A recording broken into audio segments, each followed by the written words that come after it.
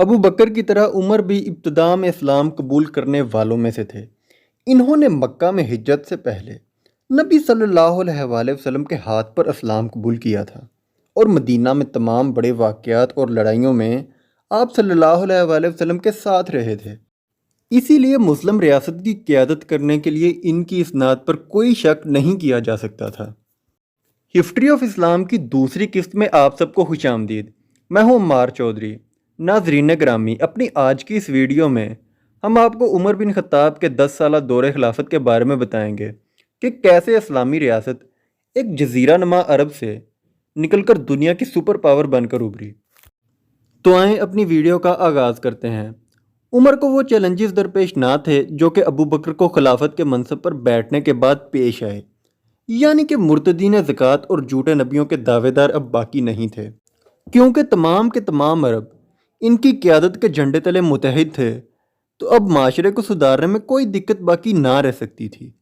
ساتھ ہی ساتھ ابو بکر کے دور میں مسلم فوجوں نے کچھ ساسانی اور رومی علاقوں کو فتح کر لیا تھا، اور وہاں کے کافی لوگ اسلام کے دائرے میں بھی آ چکے تھے، تو ایسے میں رومیوں اور ساسانیوں سے ان مسلمانوں کو بچانے کے لیے اقدامات کرنے لازمی تھے، کیونکہ محمد صلی اللہ علیہ وآلہ وسلم کے فرمان کے مطابق تمام مسلمان ایک امت کی طرح تھے، تو اسی لیے ان کو تحفظ فراہم کرنا خلیفہ کی اولین ترجیحات میں سے ایک تھی۔ اسی لیے مسلمان فوجوں نے شمال کا رخ کیا، یعنی کہ ساسانی سلطنت۔ چونکہ مسلمانوں کے چھاپہ مار حملے گزشتہ سال ابو بکر کے دور میں ہی شروع ہو گئے تھے، تو انہی حملوں کو عمر نے بھی پورے زور سے جاری رکھا۔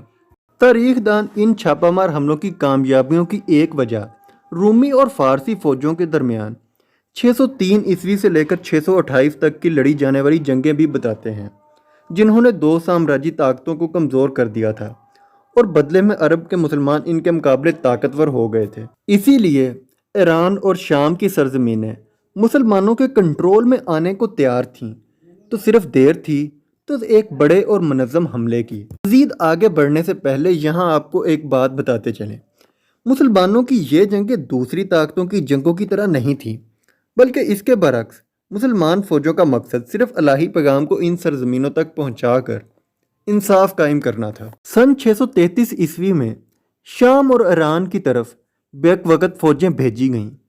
شام کی طرف غزہ کے علاقے میں یزید بن ابی سفیان نے زبردست کارروائی کرتے ہوئے رومی فوج کو شکست سے دوچار کیا، تو اس کے جواب میں شہنشاہ ہرقل نے اپنی شاہی فوج کو مسلمان فوجوں پر بڑا حملہ کرنے کا حکم دیا۔ اس خبر کا علم جب مدینہ میں خلیفہ کو ہوا، تو انہوں نے خالد بن ولید کو فوراً عراق کی مہم چھوڑ کر شام کی طرف جانے کا حکم دیا، اور ساتھ ہی مغرب کی جانب تمام فوجوں کو اکٹھا ہونے کا بھی حکم دیا۔ مسلمانوں کی مشترکہ فوج کا سامنا بازنطینی فوج سے اجنا دین کے مقام پر ہوا، جو کہ یروشلم سے تقریباً 30 کلومیٹر دور تھا۔ بازنطینیوں کی قیادت اس دفعہ ہرقل کا بھائی خود کر رہا تھا، لیکن وہ بھی مسلمان فوجوں کو شکست نہ دے پایا۔ اس کے بعد خالد بن ولید کی قیادت میں مسلمان فوجیں شمال کی طرف بڑھیں اور قدیم شہر دمشق کا محاصرہ کر لیا۔ شہر پر قبضہ کرنے کے بعد خلیفہ عمر بن خطاب نے مقامی لوگوں سے معاہدہ کیا اور انہیں اس بات کی یقین دہانی کرائی کہ ان لوگوں کی جان و مال اور مذہب کو کسی قسم کی اذیت نہ پہنچائی جائے گی۔ شام میں صوبہ دمشق کی شکست نے ہرقل کو ایک بڑی فوج اکٹھی کر کے مسلمانوں پر حملہ کرنے پر مجبور کر دیا، لیکن خالد بن ولید نے شہنشاہ کے اس ارادے کو جلد ہی بھانپ لیا اور اپنی فوج کو مغرب کی مہم ختم کر کے جلد پیچھے ہٹنے کو کہا۔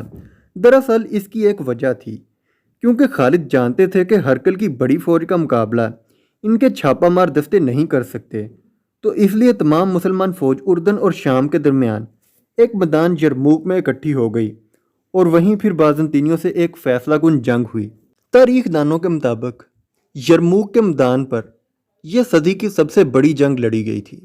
رومی فوج اس جنگ میں بہترین اسلحے سے لیس تھی اور زیادہ تجربے کار بھی تھی، لیکن مسلمان فوج کی طرح اس کے حوصلے اتنے بلند نہ تھے۔ جنگ کے دوران مسلمان فوجوں نے رومی فوج کو فیصلہ کن مارکے میں میدان جنگ چھوڑ کر بھاگنے کے لیے مجبور کر دیا۔ ہرقل نے شام میں اپنی شکست قبول کر لی، اور 638 عیسوی تک پورے کا پورا شام مسلمانوں کے قبضے میں آ گیا، اور اس کے بعد مصر بھی آسانی سے 644 عیسوی میں عمر بن العاص کی قیادت میں مسلمانوں نے فتح کر لیا۔ بازنطینیوں کے لیے شام کی شکست بہت بڑی تھی کیونکہ شام ایک انتہائی زرخیز سرزمین تھی۔ البتہ مقامی آبادی پر رومی شکست کا کوئی خاص اثر نہیں پڑا کیونکہ مسلمانوں نے مقامی لوگوں کے دل جیتنے میں کوئی وقت نہیں لگایا۔ خلیفہ نے خود شام کے صوبے کے انتظامات کو ترتیب دینے کے لیے شام کا دورہ کیا۔ اسی دوران عمر رضی اللہ عنہ نے معاویہ بن ابی سفیان کو شام کی گورنری بھی سونپ دی۔ معاویہ رضی اللہ عنہ کی انتظامی اہلیت نے شام کے صوبے کو مسلمانوں کے لیے بہت فائدہ مند ثابت کیا۔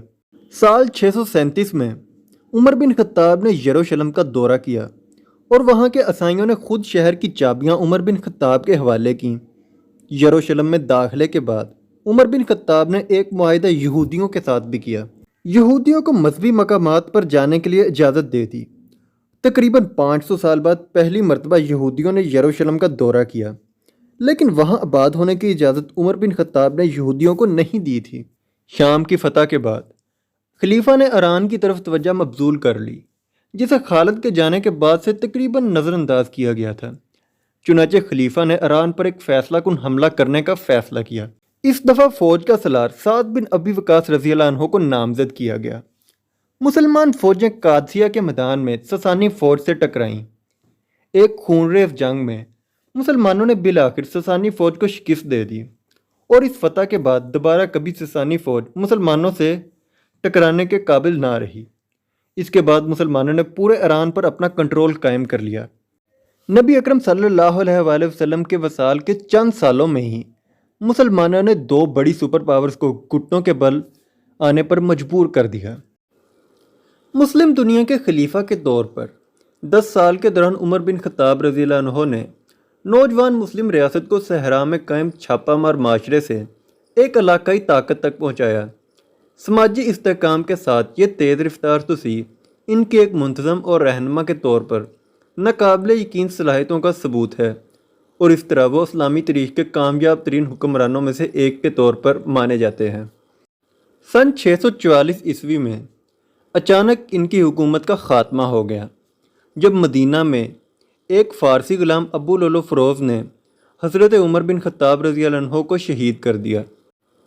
بستر مرگ پر حضرت عمر بن خطاب رضی اللہ عنہ نے مدینہ کی کمیونٹی کے 6 معزز رہنماؤں کی ایک کونسل مقرر کی تاکہ وہ ان میں سے اپنا جانشین چنیں۔ ممبرز نے عثمان بن عفان رضی اللہ عنہ کو اپنا خلیفہ نامزد کیا۔ تو ناظرین گرامی، یہ تھا عمر بن خطاب رضی اللہ عنہ کا 10 سالہ سنہری دور خلافت۔ نبی اکرم صلی اللہ علیہ وآلہ وسلم کی ایک حدیث کے مطابق آپ صلی اللہ علیہ وآلہ وسلم نے کہا تھا کہ میری امت اور فتنوں کے بیچ ایک دروازہ ہے، جب وہ دروازہ ٹوٹ جائے گا میری امت کو فتنے گھیر لیں گے، اور وہ دروازہ عمر ہے۔ تو ناظرین، ہسٹری آف اسلام کی 2nd ایپیسوڈ میں فی الوقت اتنا ہی۔ امید کرتا ہوں آپ کو ہماری یہ ویڈیو ضرور پسند آئے گی۔ کمنٹ سیکشن میں اپنا فیڈ بیک دینا مت بھولیے گا۔ اگر آپ نے ہمارے چینل کو ابھی تک سبسکرائب نہیں کیا تو اسے سبسکرائب کریں اور ساتھ بیل آئیکن کو بھی دبا دیں تاکہ مستقبل کی ویڈیوز کا نوٹیفیکیشن آپ کو مل سکے۔